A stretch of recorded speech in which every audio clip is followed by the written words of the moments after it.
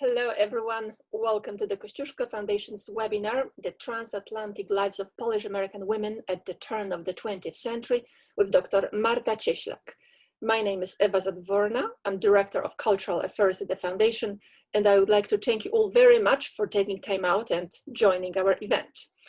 Just a quick organizational note at the beginning to let you know that we'll be running a Q&A session following the presentation.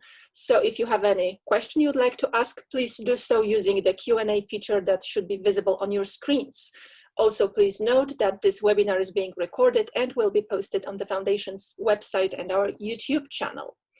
As you might know, today's webinar, today's presentation is part of the Foundation's online series titled Her Story, treating on extraordinary Polish women living at the turn of the previous century. However, the heroine of today's presentation isn't the opera star like Marcella Sembridge, or one of the most prominent Polish female painters like Olga Boznańska, whom we dedicated the previous episodes. Today's presentation is about ordinary Polish women who at the turn of the 20th century came to the United States, leaving behind mostly the agricultural areas they had lived before, and made an extraordinary effort to build a new life in an industrial reality of American cities. About all the challenges these women had to face, about the strategies they employed to address these difficulties, and about sort of defiance to social or cultural norms some of them demonstrated, will speak Dr. Marta Cieslak, whom I have the pleasure to introduce to you. Dr. Marta Cieslak specializes in the history of transatlantic migrations, nationalism and national identities, gender and transatlantic reform movements. She is currently a humanities scholar at the Center of Arkansas History and Culture at the University of Arkansas at Little Rock. There, at the Department of History, she has also taught courses in modern European world and women's history. This talk is part of her larger project in which she investigates the unique experience of Polish female migrants in American cities at the turn of the 20th century. Dr. Cieslak, thank you very, very much for being part of our lecture series about Polish women and sharing your knowledge with our audience. I believe that we can easily assume that women you are going to talk about might be grandmothers, great-grandmothers of some of our viewers who have just joined this webinar or will be watching its recording later on. So without further ado, I'm transferring this virtual podium to you. Thank you very much. Thank you to the Kościuszko Foundation for inviting me to be part of this wonderful series. I feel very honored to be here, and Eva, thank you to you for all the efforts to organize this series. It's really wonderful. So before I start the lecture, let me try to share my presentation with you. Hopefully that will work. So today, as Eva has mentioned, we will look into the lives of the Polish American women at the turn of the 20th century. And as many of you probably know, the final decades of the 19th century, the early 20th century were the period of mass transatlantic migration. So it was not only the Poles that migrated, but Europeans in general. And of course, the United States was not the only destination. But it was the time of unprecedented migration of Poles to the United States. Not the first time when Poles migrated to the United States, but it was the first wave of migration of such massive proportions. We can't really estimate the exact numbers, but the current consensus holds that around 2 million Poles migrated to the United States between the 1870s and the outbreak of World War I in 1914, which of course halted that wave of migration. And most of the migrants, some between 80 to 93%, again, the estimates are not that precise, as you can see, were of rural working class origin, which means that they were either landed or landless peasants, rural artisans, or the so-called skilled workers who typically worked on farms in exchange for wages. And I need to start with men just for a second, because statistically, a typical Polish migrant in that particular wave was a man in his prime productive years, so roughly between the age of 16 and 44. Most of these men were single, and out of those who were married, 1 in 4 migrated without their wives. So women constituted a minority of Polish migrants before 1914. And even though historians have been piecing together what their lives were like for decades, we are still really trying to learn their stories. And this is something that we will try to do today.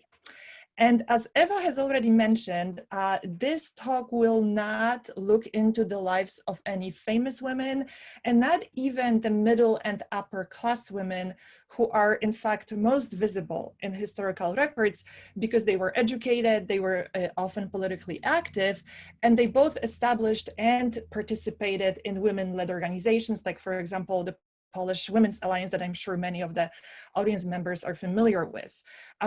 Today, we will focus on ordinary working class Polish women, and most of them of rural origin.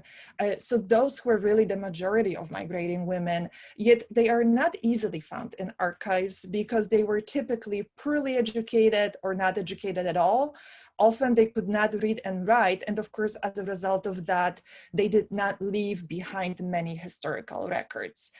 And obviously, because we have no time to present any exhaustive picture of their experience today, we will look into 3 aspects of their lives, and those will be work, marriage, and motherhood. And as many of you probably know, this is not an original approach. In fact, for decades, historians have been framing the immigrant women's experience in those exact terms. So as workers, as wives, and as mothers. But today, I'd like us to think about that a little bit differently, because I'd like us to think about a whole variety of choices and decisions that really hide under those mundane labels. Choices and decisions that I hope will help us reflect not simply on marriage or labor practices or motherhood, but rather on many different ways in which ordinary women over a century ago adapted to their new lives in the United States. And they did so by both transferring what they obviously knew from their homes and by developing new customs, new practices, and new skills. And this is exactly what I mean by the phrase transatlantic lives that appears in the title of this talk. Because today, I'd like us to think about the lives that those Polish women in the United States in the early 20th century lived as lives lived in between 3 worlds. So the world that they left behind, their homes, the world that was available to them in their American home, and the world that they were able to create it for themselves out of those 2, out of what they brought from home and out of what was available to them in the United States. And let's start with the process of migration itself. It was rare for a Polish woman to leave partitioned Poland alone, and even if she did, it was typically to join relatives who were already settled in the United States. As you can imagine, a voyage across the Atlantic was risky and dangerous, and especially young women were seen as potential victims of swindlers and crooks that were very much a problem and tried to take advantage of all migrants at every step of the way, whether in Europe or already in the United States. As a result, women in most immigration records appear usually as someone's wives or daughters or sisters or nieces, which when we think about it means that they are defined not as independent individuals, but through their relationship to a man. But there were women who not only migrated on their own, but also helped others to join them. So for example, one male spinner from Lowell, Massachusetts, and originally from a Galician village, reported that after his father died and his mother took over a struggling farm, his sister Zofia migrated to the United States in 1906 to support the family financially. Zofia was sufficiently successful that 2 years later, she helped her sister Anna to migrate. And in 1910, the two helped their sister Marysia to join them. And in 1913, it was Marysia, so the youngest one, who eventually helped that male spinner, whose story we actually know, to migrate too. So here is a story that we actually learn about women from their brother. And this case shows that women not only initiated migration, but also financially supported others, including, of course, other women, to join them in the United States. And we also have cases of women who migrated following a male family member, but later were able to support the migration of other relatives. So for example, one widow who migrated with the support of her brother was able to pay for another brother's voyage across the Atlantic sometime later. And other single women who migrated alone with the same intention to support their families financially quickly ceased to do it for one very interesting reason. And that reason was because they got married in the United States, and at least in some cases, their husbands banned them from sending money to their families in Poland.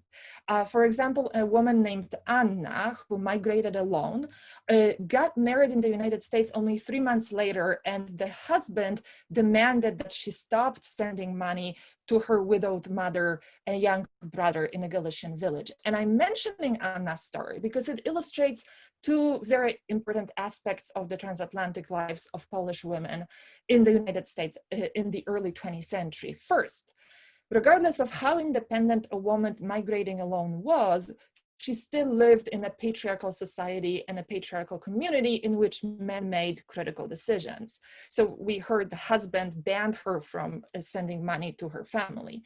Second, the skewed ratio of men to women in Polish communities in the United States in the early years of migration created ample opportunities for unmarried immigrant women to marry and marry fast.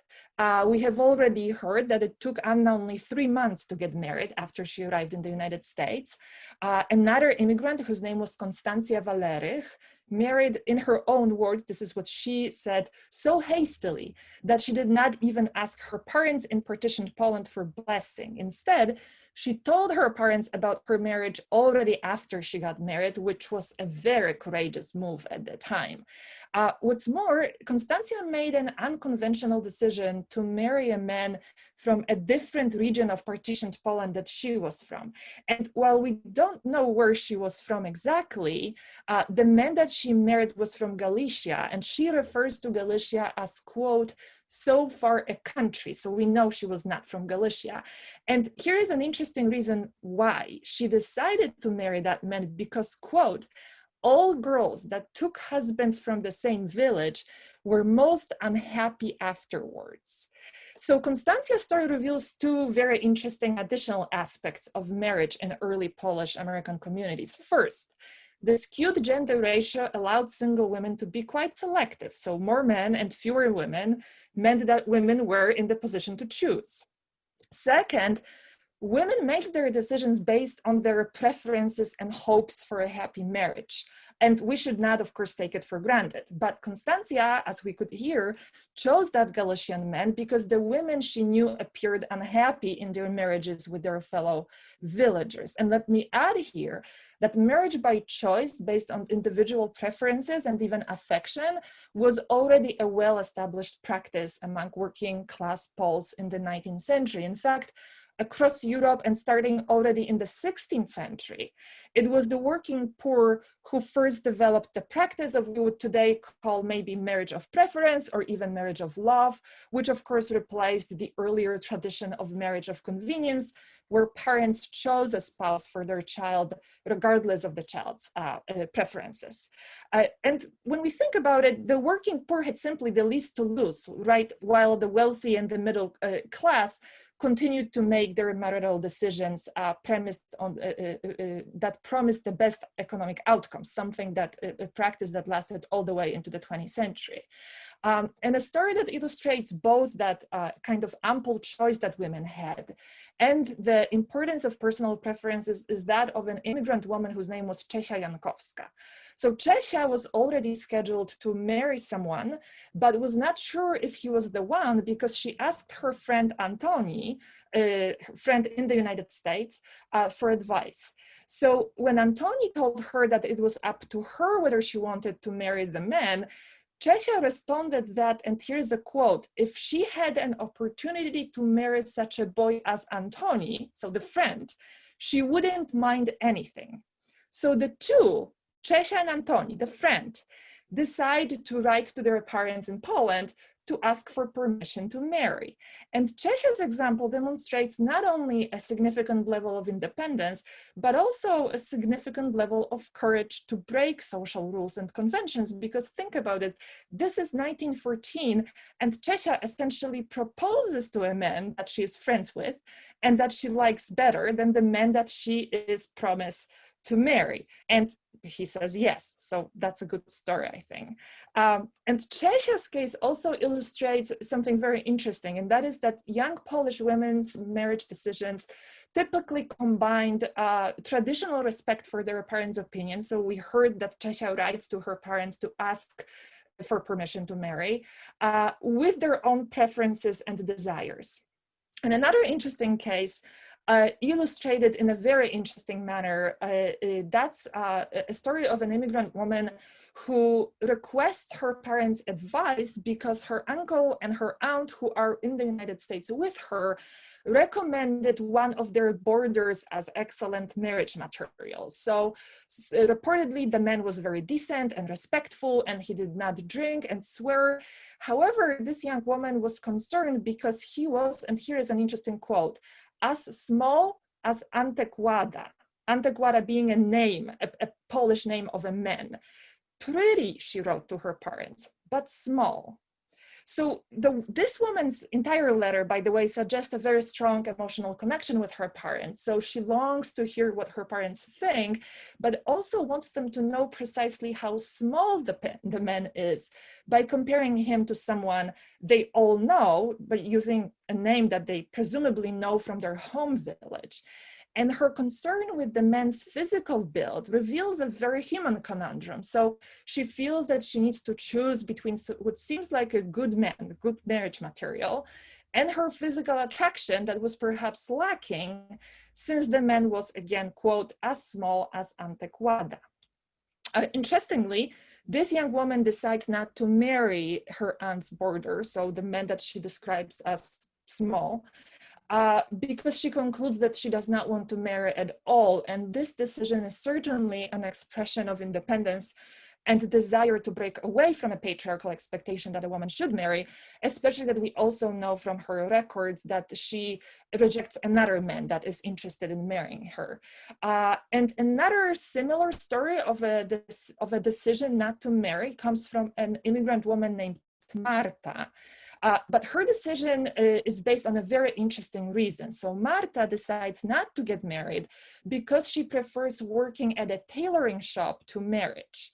And she is pushed to get married by her brother, who is her fellow migrant in the United States. And in fact, the brother is so frustrated with her stubbornness that he doesn't want to talk to Marta, and at the end announces that he is done with her. So her decision not to marry is destroying a relationship with her brother that is her only family in the United States. And to be sure, marriages arranged by parents were still common, but by the end of the 19th century, the working class parents would usually make not arbitrary decisions, but rather choose a spouse following the preference of their child. Many of you might know that some Polish women migrated to the United States specifically as brides after their family made arrangements with a male immigrant who was already in the United States. And in such cases, the marriage was arranged by the parents, but both the bride and the groom were expected to enter marriage voluntarily. That was not always the case, however. Young Polish women in the United States were also forced to marry men that their families chose for them. And we know that at least some of them resisted such arrangements. So for example, in 1920, a charity organization that offered help to young girls and women escaping difficult circumstances of all sorts reported that specifically the Polish girls that sought their assistance, quote, were running away from husbands whom they had married by pre-arrangement of their families. But we also know that some women did not wait to escape unwanted husband. For example, in 1907, a woman named Eugenia Brzezińska, who lived in Brooklyn, left several hours before her own wedding, telling the wedding guests that she had to change her clothes. From all we know, she never returned. And of course, it is possible that Brzezinska escaped because she got cold feet shortly before she was about to get married. But the fact that she chose to disappear from her Polish American community suggests that she probably resisted marrying a man that was likely chosen not by her, but for her. And of course, as interesting as all these cases of women rejecting the institution of marriage are, they were statistically rare. Most Polish women in the United States at the turn of the 20th century did get married. And marriage was important because it was a critical point of their lives that led to two developments. First, shortly after getting married, most of these women would leave the formal job market, so they would quit their waged jobs. And second, they almost universally became mothers. So now let's talk about work. Before getting married, Polish women immigrants from working class families were wage earning workers universally. They worked in factories, in domestic service, in businesses of all sorts, particularly as Polish neighborhoods were growing quickly and those businesses were emerging very quickly. Less frequently, they held white-collar jobs because those obviously required usually a certain level of English proficiency. They all worked very long hours, but their wages were much lower than those of men. So for example, one report from Buffalo from 1910 estimated that Polish women in the city earned around a half of what Polish men did. But other records suggest even larger wage disparities, especially that men-dominated professions simply paid better wages than women-dominated professions. So just to give you an idea of wage disparities, let's take a look at two immigrants, working-class immigrants, who both had good jobs and good reasons to brag about their wages. So we know about their wages because they actually are very proud of how much they make and they talk about it in their records. One of them is a man who made $75 a month, first as a carpenter's assistant and then as a butcher. And the other one is a woman who was able to earn $22 a month as a domestic worker. So we have a disparity, $75 for a man versus $22 for a woman. Waged jobs were also simply much more scarce for women. The turn of the 20th century is, of course, the period of rapid industrialization in the United States. And most industrial jobs were seen as either too hard or even inappropriate for women. In fact, in early Polish communities in the United States, the women who worked in factories were frequently believed to be morally loose, while those working as domestic workers were considered to be modest, respectable, and definitely better prepared to become wives. Unless, that is, a domestic worker had a position in a household with no mistress.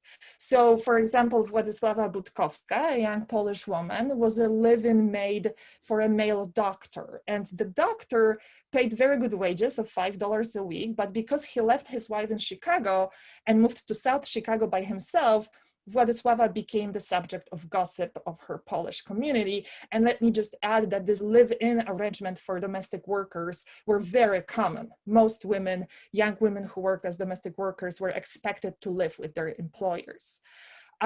So manufacturing jobs, as I mentioned, although seen as less respectable, especially for young and single women, paid higher wages than domestic service, and many women preferred them to serving middle and upper class families. And as one immigrant woman put it in a factory, quote, "She was her own mistress and the feeling of servant was gone."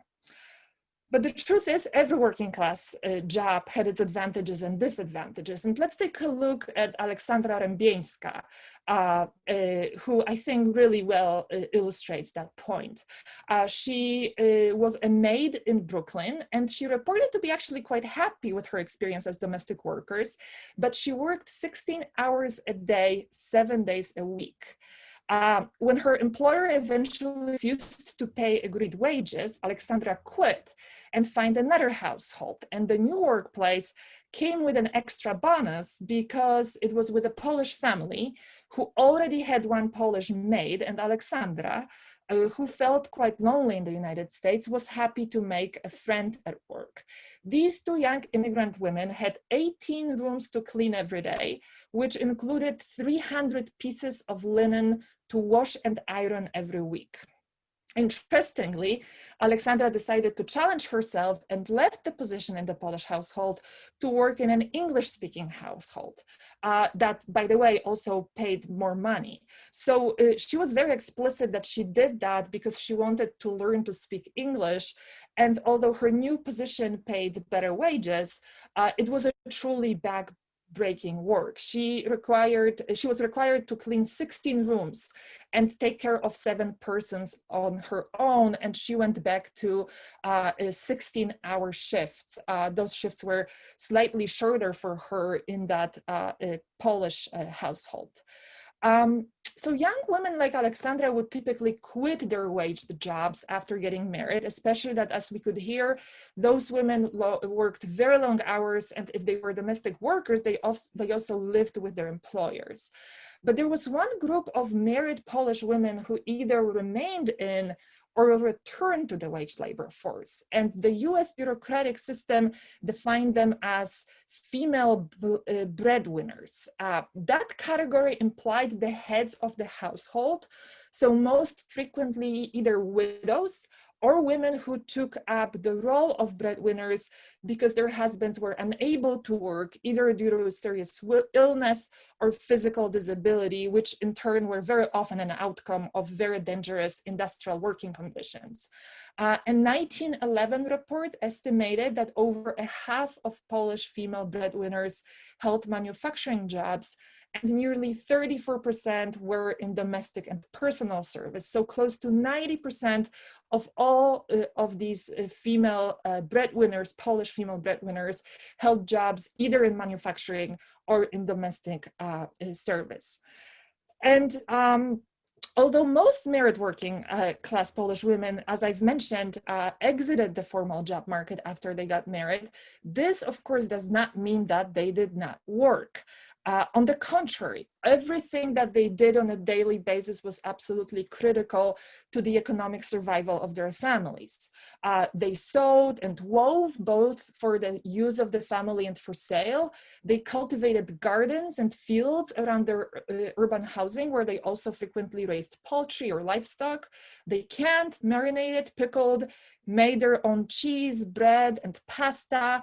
And as basic as all those activities seem, historian Ewa Morawska estimated that those practices resulted in the average savings in the family budget of around $5 to $6 a month. And that is a significant amount of money at the turn of the 20th century. In addition, Polish women, including those living in towns and cities, still sought economic opportunities in agriculture. Of course, those usually came seasonally, as it is in agriculture. So especially in the summer, entire families, which of course included women and girls, moved to farming communities where they picked either fruit or vegetables, or worked in, for example, oyster or shrimp canneries. And then, of course, I also have to mention a very popular practice that I'm sure many of our audience members know about, and that is boarding.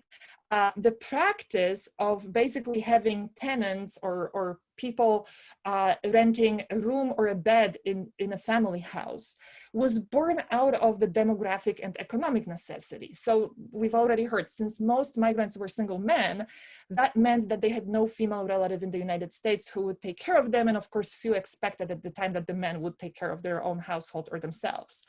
It was not unusual to rent out one bed to 2 or even 3 different workers who worked on different shifts. So each tenant would get some sleep when others worked. But that also meant that it was not unusual for a Polish landlady to work around the clock, because those who did not sleep had to be fed and their laundry had to be done. And despite this never-ending shift, a really hard labor that boarding created for women, immigrant women were quite proud of their place in the family economy as landladies. For example, Marianna Bedlikowska was very eager to report that as a landlady with 4 boarders, she was able to charge them $16 a month, which was roughly a half of what her husband's wages were. And here in the picture, you see Nelly Rybinski, who was a boarding house keeper, and Anna Rubelski, who worked as a cook in that boarding house in Minnesota. And I love this picture because the 2 women look so proud in it.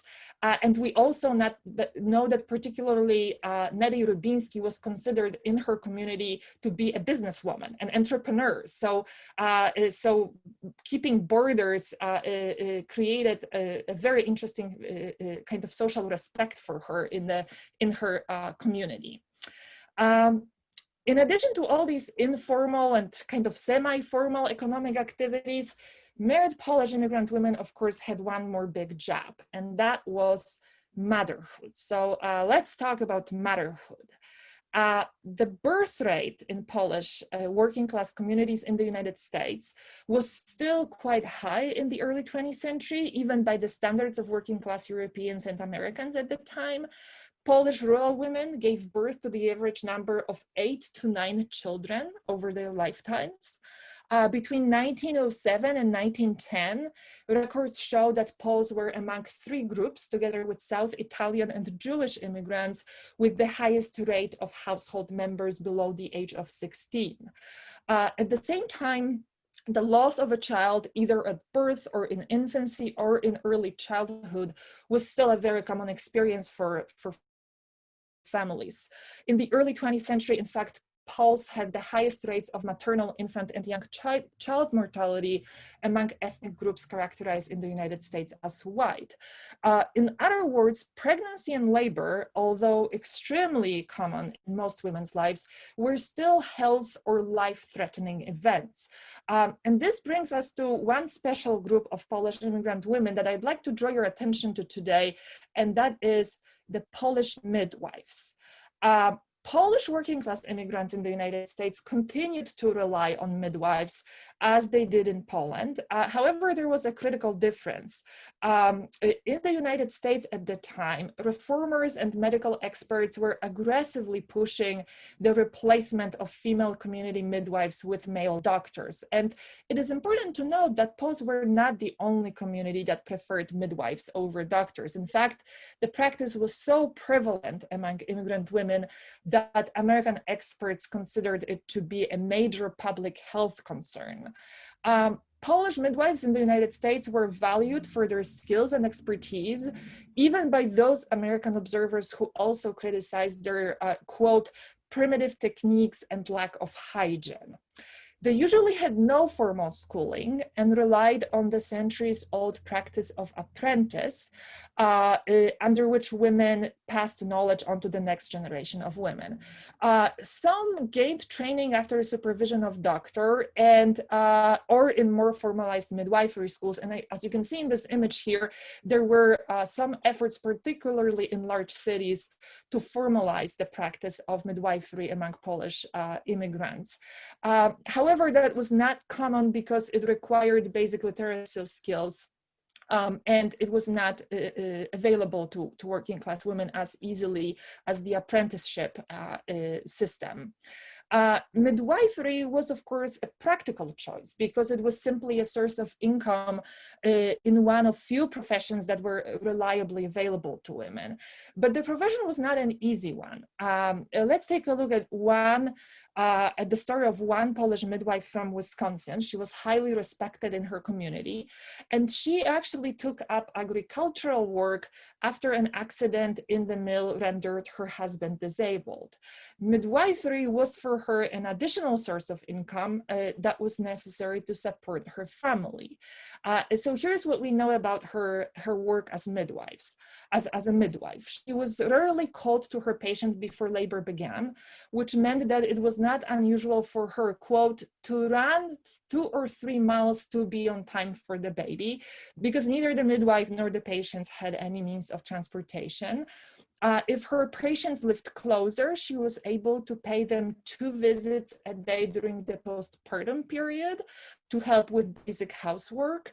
And even American experts who usually were very critical of the reliance on midwives by immigrant women admitted that midwives were much more likely than doctors to visit their patients during the postpartum period, although they also criticized the fact that midwives rarely offered prenatal care, which meant that many immigrant women typically did not seek any medical advice, even from a traditional community healer, throughout the entire course of their pregnancies. Now, the cost of midwives was a very important factor of choice too. Not only were they cheaper, but not only were they cheaper than doctors, but they were also flexible in terms of how much they charged for their services. So for example, one Polish midwife, when asked how much she charged, responded, quote, "Sometimes 50 cents, sometimes $2, sometimes $5, sometimes they forget to pay anything." Another one had a fixed fee of $2, but 3 others admitted that they charged whatever the families were able to give them.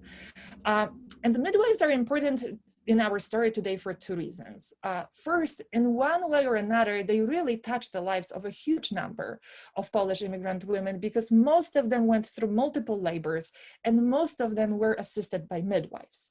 Second, the story of midwifery really mirrors a larger story of how Polish women in the United States adapted and survived under very challenging circumstances. Midwives were obviously professional women who supported themselves and their families financially, but they also provided medical care and critical support for new mothers who often had no one else to rely on. Countless Polish immigrant women found, of course, themselves pregnant in a new country, the language of which they often did not speak, and where they usually lacked a system of support that they would typically have in their home villages. In the United States, not only could they not really rely on extended families because the migration of extended families was very rare, but they also often lost a close connection with the community that was particularly strong in Polish villages and small towns. And let me stress that I don't want to sentimentalize or idealize the closely knit communities of villages and small towns, because that closeness had many disadvantages, including damaging gossip, judgment, and easily sparked animosities, and all that was actually much more serious than it sounds very often. However, at the time of need, including when women were pregnant or in labor or during the postpartum period, the community was there to offer support. And studies by both American and Polish experts have shown that a similar sense of community was limited in the United States, not entirely lost, but limited. So yes, Poles gathered in the same neighborhoods, they enrolled in the same organizations and attended the same churches, but they now live in a staunchly capitalist society and they were acutely aware of that. And perhaps the most striking illustration of that change was that Polish families who offered the already mentioned boarding services actually charged their own relatives for room and board. That's something unthinkable in rural Poland at that time. The same was true for childcare or help with chores. Those services, of course, were available, but they were now paid rather than offered for free as kind of a community help. Now, motherhood in the United States, as now, had many different faces for Polish women.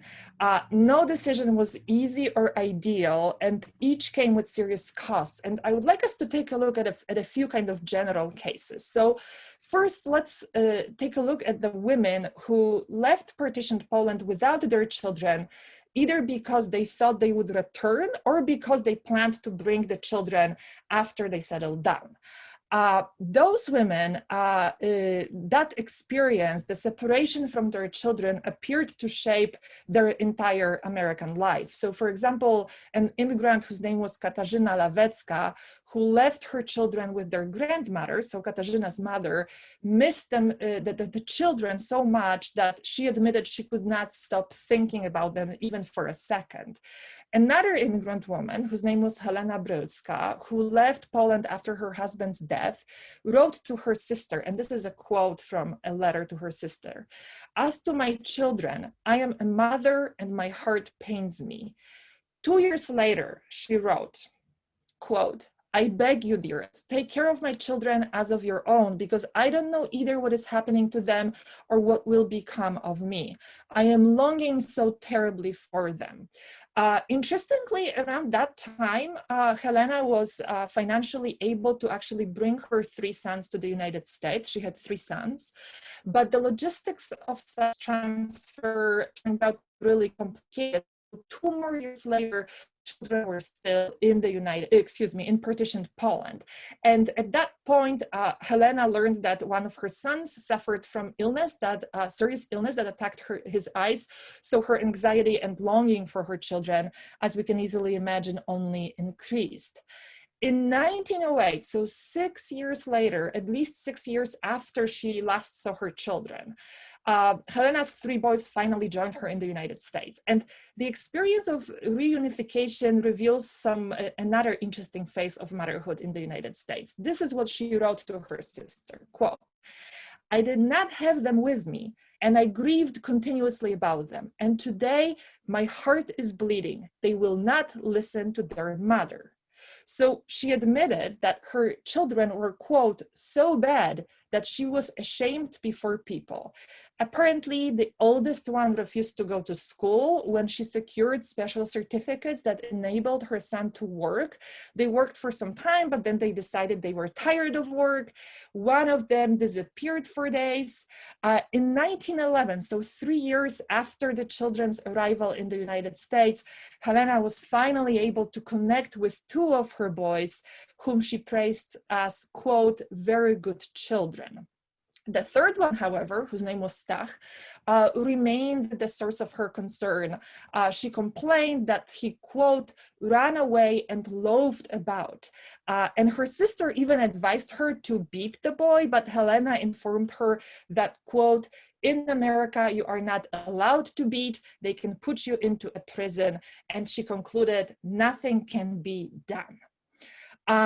The second case of women that I wanted to mention are the women who migrated with their entire immediate family, so with children, with the plan to stay, or the women who already had children in the United States. And those women, kind of 2 separate groups with a very similar experience of motherhood, because one of their greatest concerns was a disconnect that migration created between them and their children.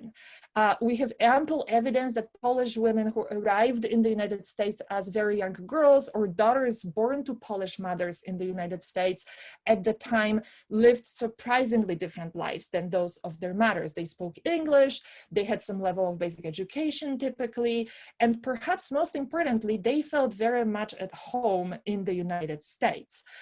Their English skills and a much more modern urban outlook on life simply gave them a level of independence and economic opportunities that their mothers often did not enjoy.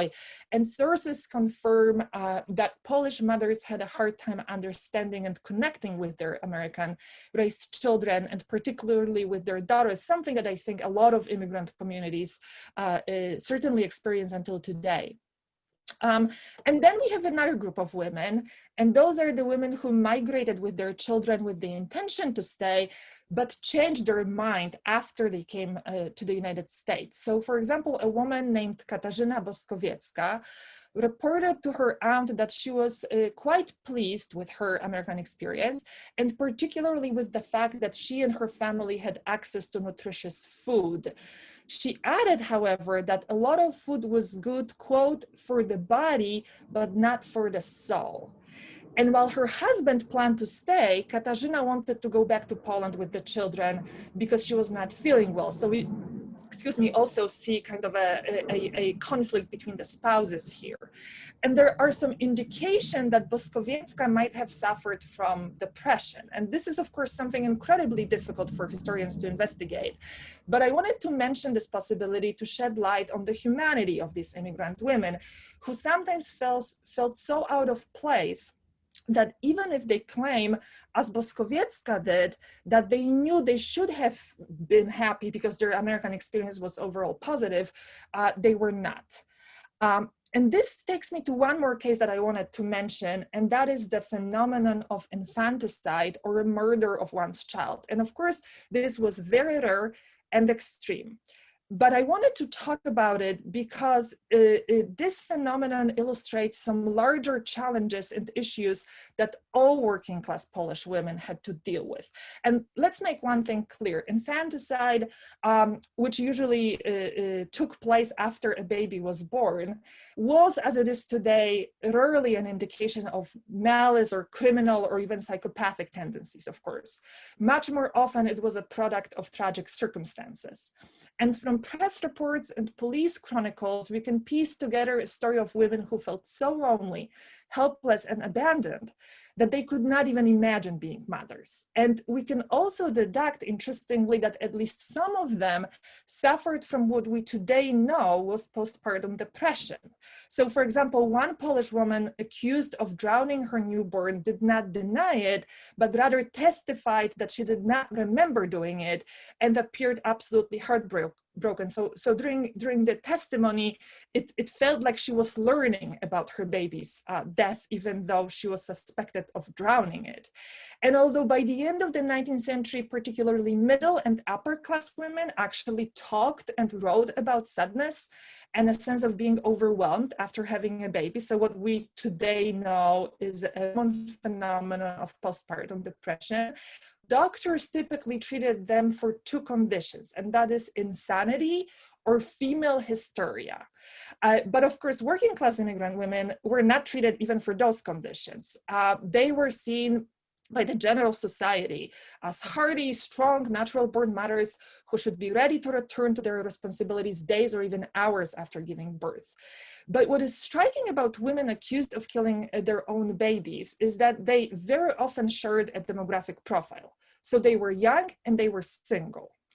And this means that pregnancy and baby was the evidence of engaging in premarital sex, which implies, of course, breaking social norms, and for Catholics, also a sin.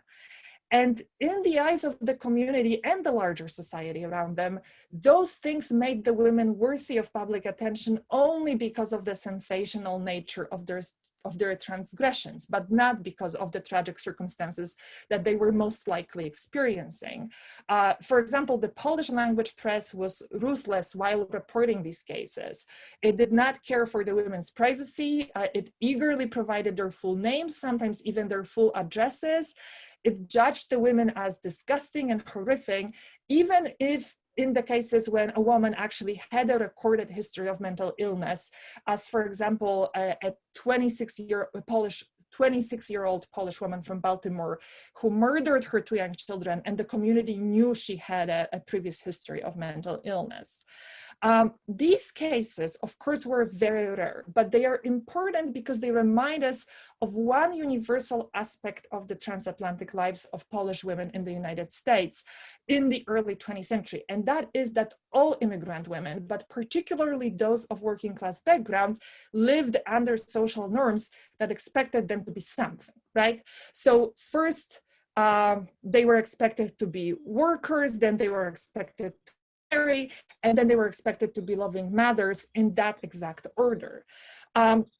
If they did not fall into these neatly outlined categories, their communities, including other women, would grow suspicious and judgmental. And women who tested those boundaries, the boundaries of these categories, motherhood, marriage, even labor, risked being abandoned or shunned by their family or their community, as for example, illustrated by the already mentioned case of Marta, whose brother refused to speak to her after she announced she did not want to get married because she wanted to continue working at a tailoring shop. And notice that Marta is very aware of the social norms imposed on her because she knows that if she gets married, she will be expected to quit her job. But as I hope we could see today, ordinary Polish women also in that very rigid patriarchal structure found different ways to negotiate their place in that society, in that community. Whether they migrated to, whether they decided to migrate alone, whether they decided to propose to a man that they liked better than the man they were about to marry a stranger without asking for permission from their parents, escape marriage, or even get a better job, or openly admit that motherhood was hard and that they were exhausted by dealing with their children. And that's something that we know even mothers today are ashamed very often to admit. They found, as I hope I could demonstrate, smaller and bigger ways to live their transatlantic lives as courageously as they could. Thank you so much. Marta, thank you very much for an absolutely fantastic presentation, so thoroughly prepared and offering such an abundance of information and knowledge that you are sharing with us. So now is the time for the questions from our audience. However, I wouldn't be surprised that there won't be questions because you might have answered all of them in your presentation. I see that some participants raised hands, so let's hear the question. Ms. Evelyn Panfili. Ms. Evelyn, you need to unmute yourself to ask the question. Can you hear me now? We can hear you now, yes. Yes. I was not going to ask a question, but I wanted to tell the presenter that this was an awesome presentation. I know I had great-grandmother involved in this kind of stuff, and it was awesome. Thank you so much. Thank you so much. Thank you. And I'm really happy to hear that you could see some parts of your family story in that presentation. Thank you. Thank you very much for joining. Now we have also a question or raised hand from Ms. Christina Kwacz.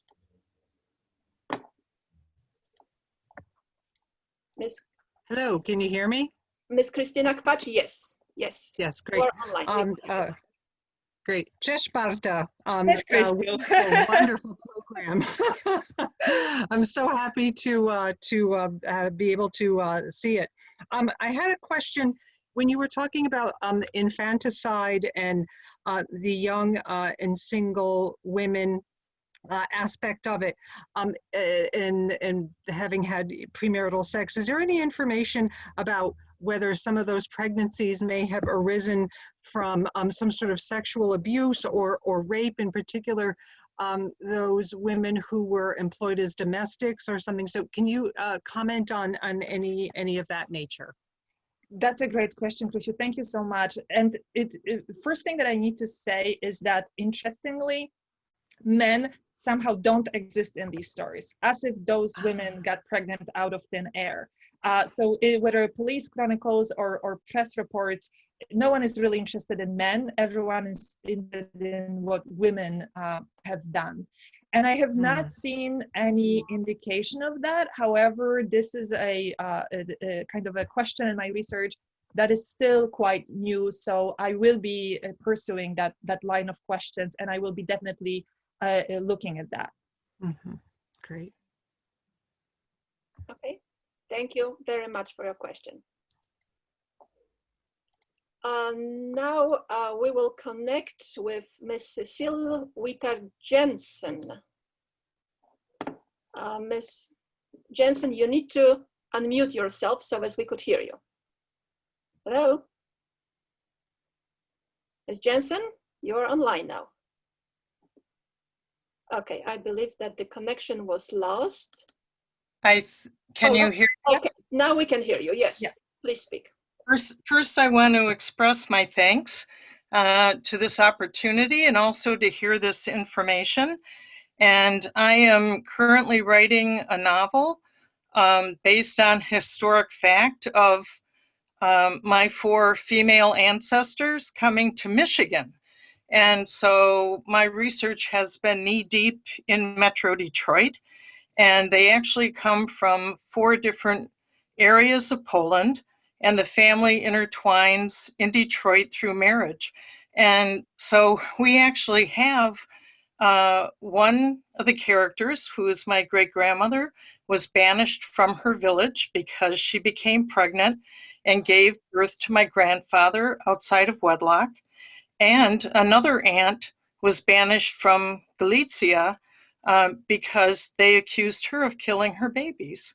And there were 2 children that died. As soon as she would give birth, the next child in age would die. And so her husband decided they would come to America so his wife wouldn't be under the scrutiny. So I was very happy to hear Dr. speak about all these things, because it was hitting the points that I'm trying to include in the fictional novel, but it is based on family fact. And many of the stories that I hear from, we had a genealogy society here in Detroit and a research. And so we met very many patrons, and they love to look for more information about their grandmothers that worked in the tobacco industry and rolling cigars here in Detroit. So anyway, it's very wonderful to meet a kindred spirit and get reinforcement for telling the tales of the women that were lower class, but actually the foundation of Polonia here in the United States. So thank you very much for this opportunity.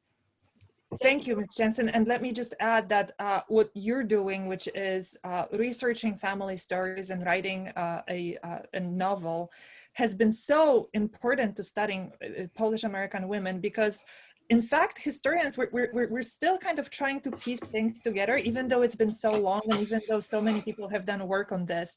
But it is literally studies scholars that have done so much work on it, because so many people like you, and specifically women, have engaged in that research of family stories and have been trying to share these stories through fiction. So thank you for your work, because it's been fueling historians' work for a long time now. Well, thank you. And in fact, one of the stories I proved through DNA. So I was able to go back and find the birth family from 140 years ago through DNA that the immigrant descendants shared here in the United States. But it took us all back to the same village in Poland. Yeah, that's fascinating. Thank you. Thank you for sharing that. Thank you very much for your comment. And now let's move to Miss Marilyn Parr.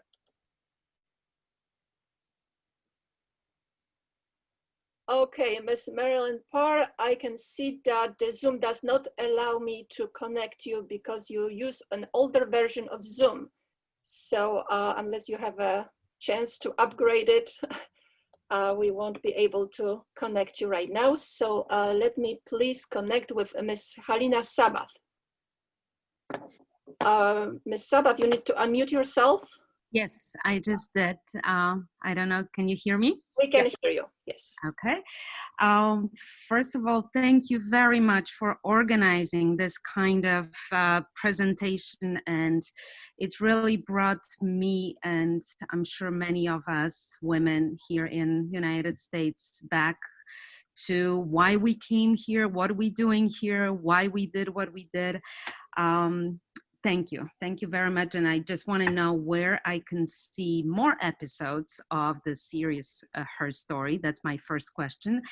And my second question for Dr. Cieslak, are you planning on doing a similar presentation on Polish American women today in modern world, maybe 10, 20 years ago? Thank you, Ms. Sabath. This is a big one because it's such a different migration, and it's very interesting what you said that in some ways we're looking into the stories from 100 years ago, and we can sometimes see ourselves in them, even though our circumstances are so different. So for now, I haven't thought about it, but it's definitely something to consider. I have to admit that this research project is it's my it's labor of love, and it's trying to find these women in archives is so hard because, as I mentioned, so few of them were literate, so few of them left behind historical records, and for a long time, as many of you I'm sure know, they were not considered valid historical actors, right? Only very important men, politicians and, that kind of those were the historical actors. Regular people were not for way too long.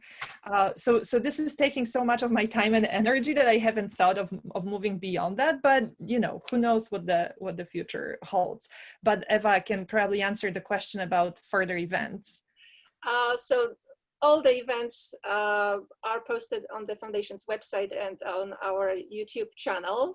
These webinars are being recorded, and we are planning to present 2 episodes in the series. The next one will be streamed on YouTube. This episode is pre-recorded, and it will be about women fighters of Polish independence, and it's going to be presented on November the 12th, which is exactly a day after Poland's independence, by Dr. Hanna Kelker. And please save the date. Thank you very much for the question. Save the date for December the 3rd, when we are going to present a webinar treating on, I think, the most recognizable, I mean, the most famous Polish scientist, Maria Skłodowska-Curie, who received 2 Nobel Prize in Science. And this is going to be a discussion featuring 3 prominent speakers. One is an author of Marie Curie biography, Susan Quinn, Dr. Keiko Kawashima, who will be joining us from Japan and who also studied the biography of Marie Curie, as well as a prominent Polish scientist and doctor of medicine, Maria Siemionow, and the discussion will be led by Nobel Prize winner, Dr. Roald Hoffmann. So please save the date, December the 3rd at 8 p.m. Sorry for taking so much time, but I'm very excited about this series, and I'm glad that you are too. Thank you. Thank you very much.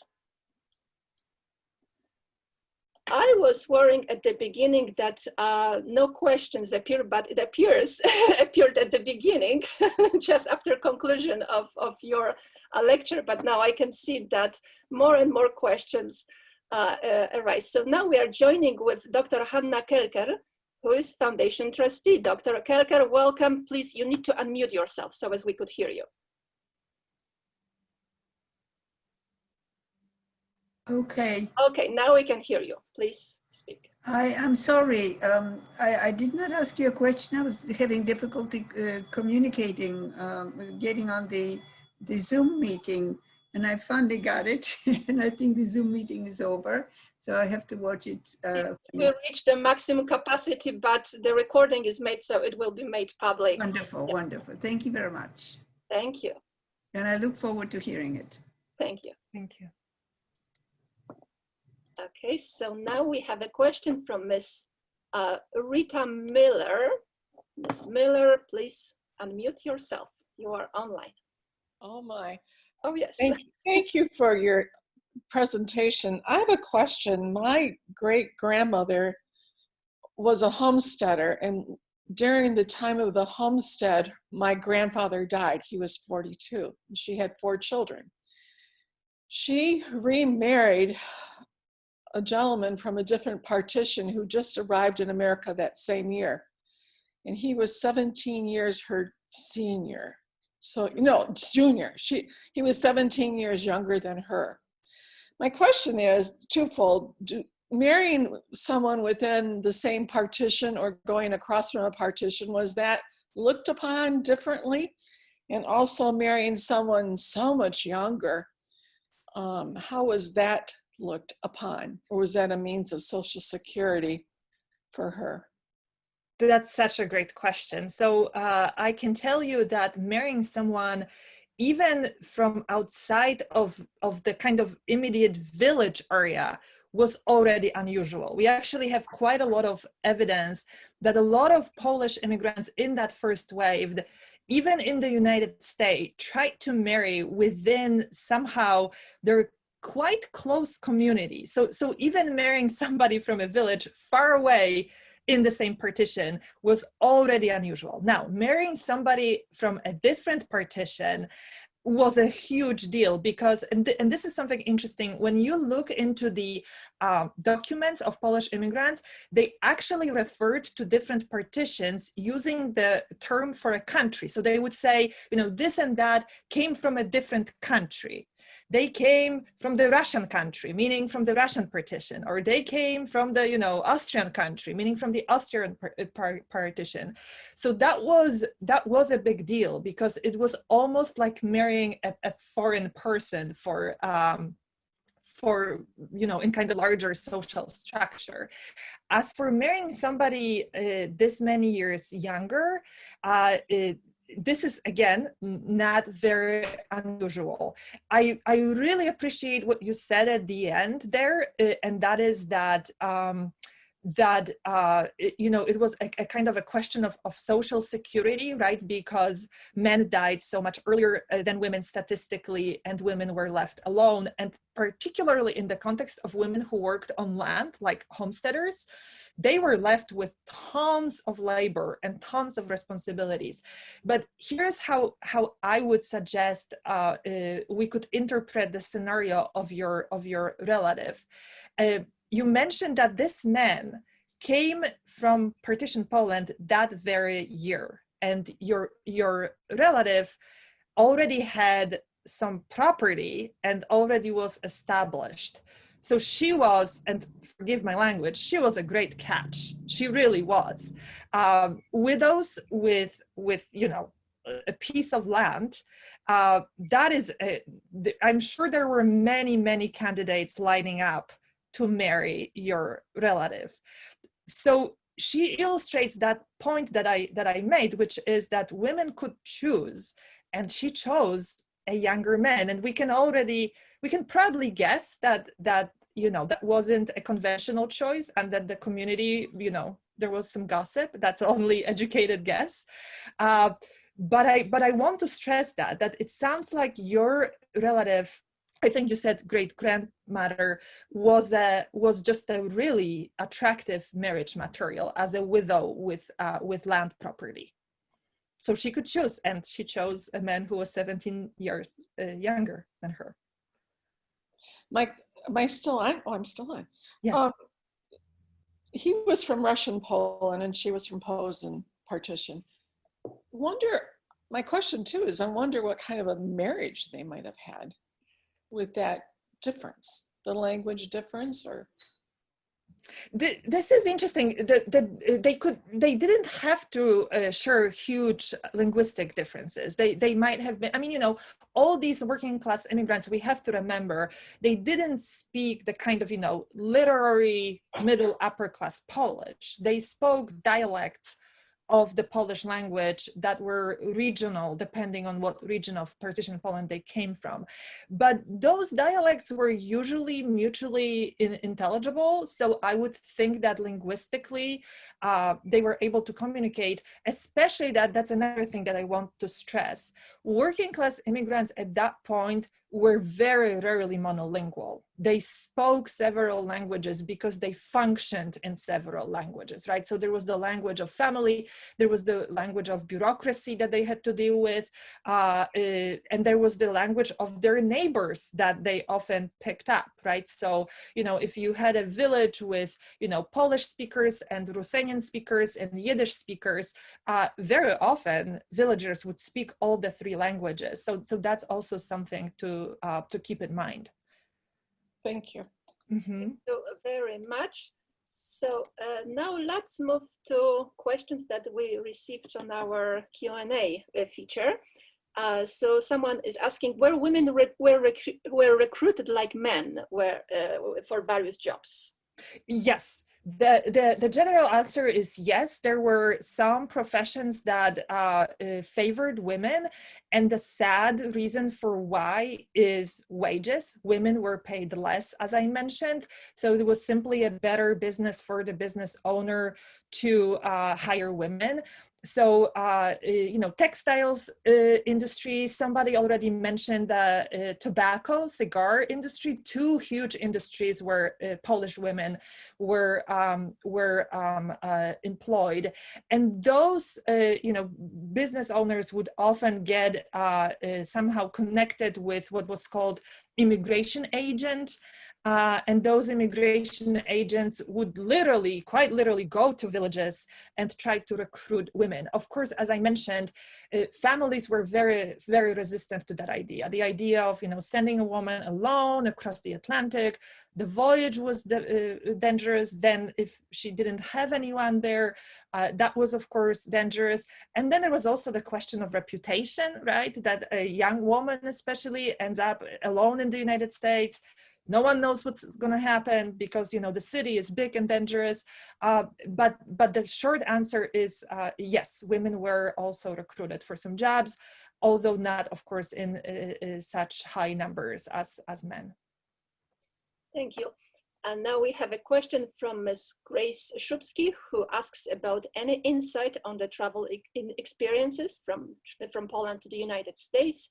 And she adds that her great-grandma traveled from rural Poland to New York City to Cleveland at 25 years old, and with 2 toddlers to meet her husband. And great presentation. Thank you. So if I understand correctly, the question is about the trip itself, the voyage itself, right? Oh, yes. So yeah, we know a little bit, not that much about what was going on, but what I really want to stress here is what we know is kind of a very human, shows us the very human face of that immigration experience, because today we got on a plane, we are in Poland in really 8-12 hours depending where you have a connection. Those voyages would take several weeks. One of the things, for example, that we know is that people, including women, of course, were very often seasick. So that, because, and that's a horrific, if you've ever been seasick, that this is a horrific experience. So people would, arrive in the United States very often, quite exhausted physically. And because, seasickness implies vomiting, the food was scarce anyways. So people would be undernourished. The experience of a travel was very taxing. It was dangerous. I mentioned all the swindlers and crooks. This is actually a real thing. There is research on, different people who simply wanted to take advantage of particularly working class immigrants and cheat them or, try to confuse them. There was also, speaking of women specifically, there was also a lot of fear in the United States among immigration experts that the women would be trafficked in the United States, so that they would be somehow approached by someone and lured into a situation that would end up being trafficking, either for labor purposes or even for sexual slavery, prostitution. And in fact, there were organizations, both Polish organizations and American organizations, that were at some point established specifically to prevent that, to protect women. So there would be like agents waiting for women to help them get where they need to get. But when I hear a story of a woman who traveled from rural Poland to Cleveland with 2 small kids, we can feel very confident that that voyage was incredibly difficult. The one advantage it sounds like a woman like that would have was that, I don't know, I don't want to presume that somebody was waiting for her, but if somebody was waiting for her in Cleveland, for example, that might have been, of course, a huge help. But often, this is the amazing thing that I think, we all know these stories, we all know that women migrated, right? But the amazing thing that I think we forget very often, and I always tell my students that, is that, imagine that you get off at a place today after weeks of spent on a huge, ship, and somebody is just, talking gibberish to you, right? Because you don't speak the language. And you don't really understand the system, you don't understand the money, you don't have any money, you might not have, you're coming from a whole life of agricultural labor and suddenly you're asked to work in a city. And these women just did that. They did that. And it's just remarkable. I can't do it with this audience because I'm assuming that a lot of you speak some Polish or understand Polish, but I always start speaking Polish to my students. And I imagine that you live in the world where you don't understand the language that somebody speaks to you. and you have to organize your entire life. And it's so obvious, right? But I think we often forget about it, how just incredibly difficult that experience must have been and stressful. And yet they just did it. Another question that also relates to the travel issue, what were the passport requirements for the immigrants, and were visa required? That's a fantastic question. So before 1914, the United States did not require any special documentation, either visa or a passport. The idea of, the so-called illegal immigrant basically did not exist for European immigrants. If you were kind of passed through the port of entry, you were in. For the other side of the migration, passports were actually required to leave the Russian partition of Poland. There were other requirements, for example, for men. In all the three partition zones, men had to meet the requirement of military service, so they couldn't technically migrate before they served the required years in the military. But many men did that to escape that military service. They just didn't want to spend years in the military. And so they kind of escaped that. So immigration became very often for men a way to escape the required military service in their home in partition Poland.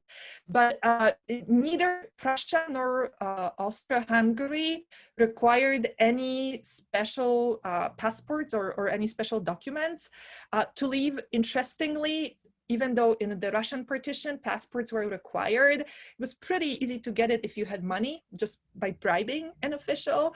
And some historians argue, I'm not sure if this is true, but some historians argue that some of the partitioning authorities were actually happy that the Poles were leaving because, Poles were troublemakers with all those uprisings and all the ideas about independence. So the more of them left, the better. This is really complicated because there's also evidence that many of the authorities in all three partitions were actually concerned about migration because they were simply losing labor, right? They were losing working hands. So the question of whether it was easy or difficult to leave partition Poland is complicated. It was, however, it was relatively easy for Europeans, and I want to stress that, for Europeans to enter the United States because of this insatiable, really, labor demand at that point. Although, as I'm sure many of you know, there were a lot of people opposing the idea of immigration, and at some point, of course, limitations, very, very strict limitations, were in the 1920s established. Thank you. We received also a question regarding the percentage of immigrant women who came from families that own their lands. Do you have any knowledge, any statistics about? So women specifically who came to America from Poland and whose families owned lands. So these women that Yeah. So this is a really great question because it takes us to a very important background information, and that is that one of the reasons why so many peasants who owned land migrated to the United States was because of the so-called small land holding issue, meaning Polish rural families had land, but they had not enough land to really survive economically. This is what we call the kind of micro holdings. There is a lot of research on that done. Most, what we would call, a farm, family farms, in the late 19th century in Poland were just too small to support a large family. And now imagine that, your children are growing up and you're supposed to give them some land, right? So if you start dividing that land, there was just not enough for everyone. And in fact, some historians argue that was one of the largest, the so-called push factors. So the reasons why peasants left, because of course we can imagine, why landless peasants or rural workers with no land left, right? They just wanted to get better opportunities. But even those who owned land, more often than not, just statistically, simply had not enough land. And the plan was, go to the United States, make some money, come back, buy some more land. Of course, and I can tell you, most of the Polish immigrants in that wave thought they were going back. Of course, most did not, although a fair number did. So I hope that that answers your question. The most likely scenario in this case would be that these landowners were simply did not have enough land, and especially for women to leave their family would be something even more expected than men, because it would be the boys in the family who would inherit land. The women would be expected to get married and go to their husband's family house. So they were never really within that idea of inheriting land from their family, unless they didn't have brothers.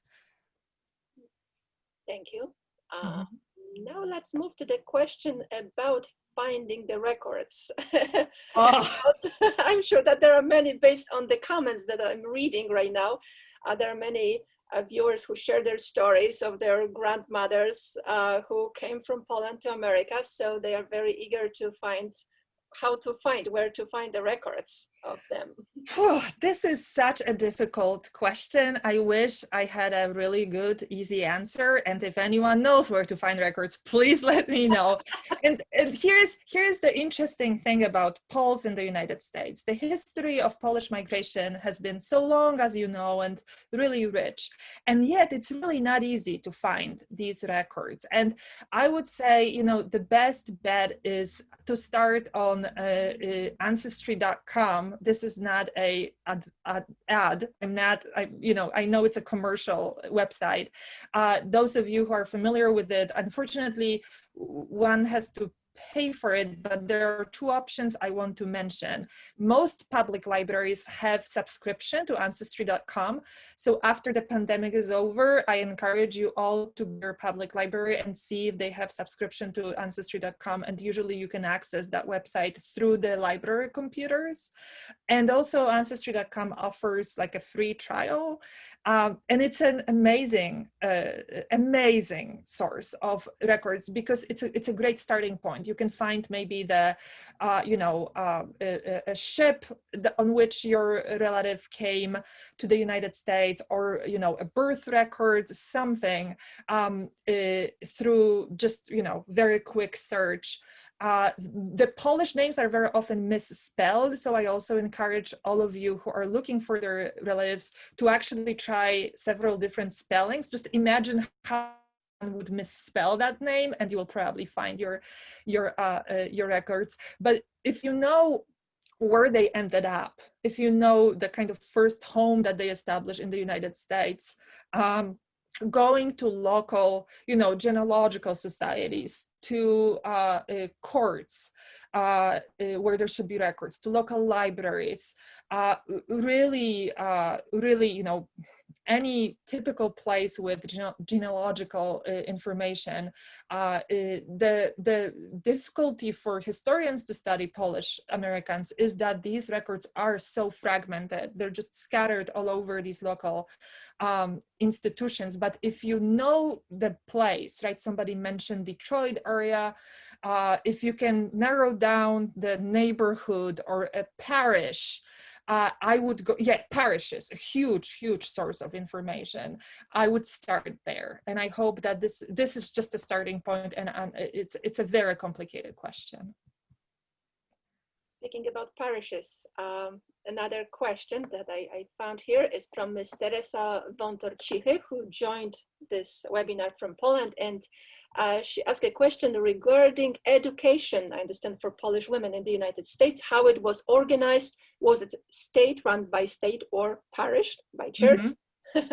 If you could answer that. Yes, so the education was run by both. There were, at that point, public schooling was kind of a growing phenomenon in the United States. Of course, in the United States, it always was, just like it is today, organized at the state level. So different states had different requirements for public education. And then there were, of course, also the so-called parochial schools. So schools run by Polish, usually Catholic, but not only parishes. And those schools would teach in Polish. They didn't have a great educational reputation among American educational experts. They were often run by nuns who themselves were not very highly educated, but it was something very important for the parents to kind of keep children connected to their Polish roots. As I mentioned, there was some disconnect between the generation of parents and the generation of children.